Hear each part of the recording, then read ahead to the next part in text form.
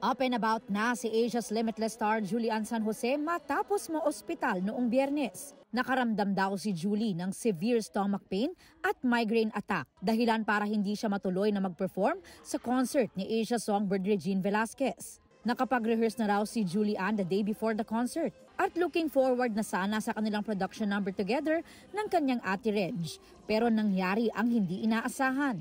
Pagising ko, bigla na lang ako nagsusuka.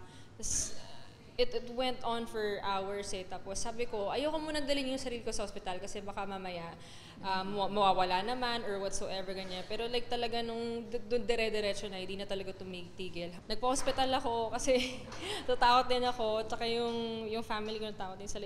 Even Ray was there, pinuntahan din niya ako sa ospital. Nangihinayang man sa hindi natuloy na guesting, nagpasalamat si Julie kay Regine sa pag-intindi sa kanyang sitwasyon. Siyempre nakaka-feel bad pa rin kasi talagang looking forward ako na makasama ulit si ate sa stage.